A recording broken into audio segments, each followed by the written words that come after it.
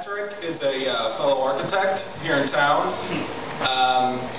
and he is going to give us a little insight into the world, a different insight probably than most, into the world of Legos. Patrick.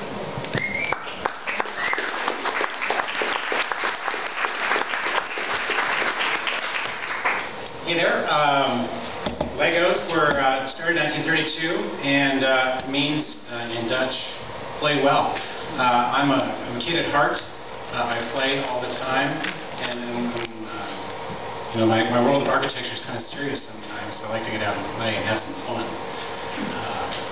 There's a kid in 1979 very excited about getting a Lego spaceship. That's a Polaroid, if there's any young people here who don't know what those are. I thought it was pretty neat when I was doing my research. The first Lego roadshow was held here in Dayton in 1979. Who would have thunk it?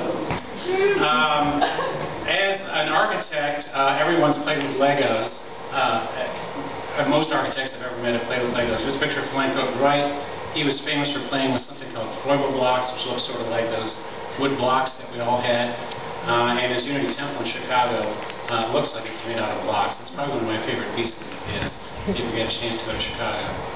Also, of course, downtown Chicago is full of skyscrapers, and the Lego folks decided to do toys for grown-ups, I think, called their Lego Architecture Series, and the Hancock building was one of the first Lego Architecture Series things I got. In 1970, they also introduced the Lego cogs.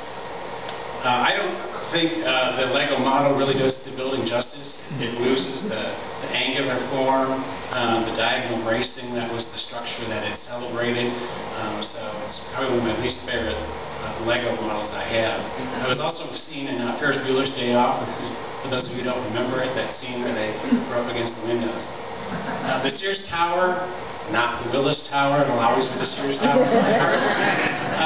is probably a better representation of a Lego model. I actually bought my first Lego model at the Sears Tower of the John Hancock. I'm not sure how that worked out.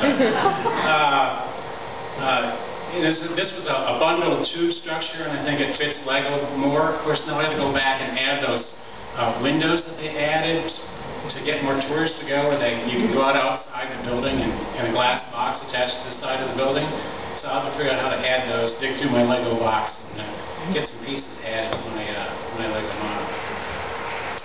Now, some other non-Lego models that are pretty similar, I'm going to talk about Sagrada Familia. I was lucky enough to visit that in Spain. It looks like a sand drip castle. It's another thing I do when I go to the beach. I make sand castles. And I always thought the Sagrada Familia looked like one of those drip sand castles. It's pretty wild. Ohio Art, best known for their Etch-a-Sketch, also makes something out of nano bricks blocks. These are tiny. That model's about 3 inches square. And I have to use tweezers and a magnifying glass when I build these models. They're a lot of fun, but you know, they don't really do the building very much justice. It's more of just having fun building the model than really having something that looks like it. I get in some castle in Germany with a real long name. You know, it looks like any other castle. There are about a dozen over there. But you know, Ohio Art decided that they throw together another one of those too, so that'll be up in just a second. There it is. That was a tough one to build, very tough. The little trees are really kind of crude, you know, representation, but they're still a lot of fun. And I have these on a shelf at home next to some Legos that my son has. And I'm very proud to have a teenage boy who asked for Legos for his birthday present next week. Now, I have not visited the Space Needle, but I did visit the CN Tower. It's a pretty similar looking, cool building. Built in 1962 as part of one of the World's Fair.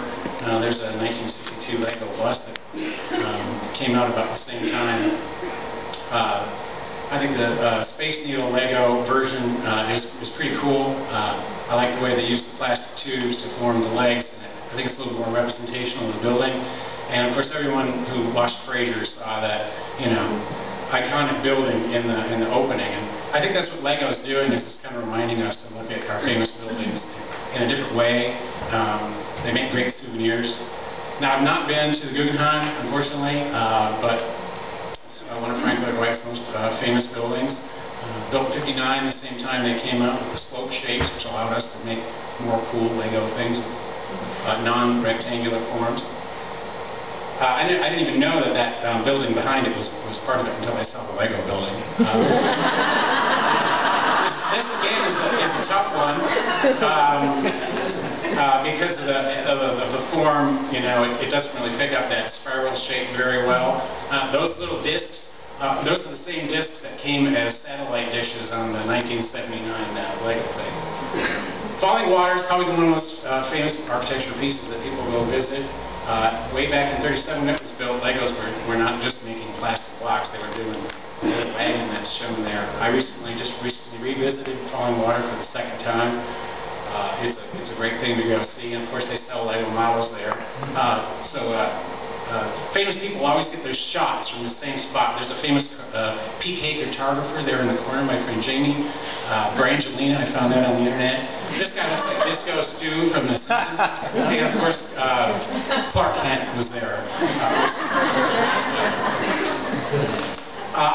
The other night I was at an architecture event, and it got leaked out that I like Legos, and we were talking about Legos with another architect. And I haven't seen this model, but I found a picture. He says, you know, it comes apart, and it's really cool, and it's like much larger, and it kind of sets a higher standard. You know, so now that's going to be my Christmas list, is all the Lego models I don't have yet that I want to either get or go see, as seen here. You know, going over to France to see Corbusier work is going to be a little bit more expensive than going to see the White House back in Chicago for the millionth time. So what I'm just trying to say here is, you know, Legos are fun.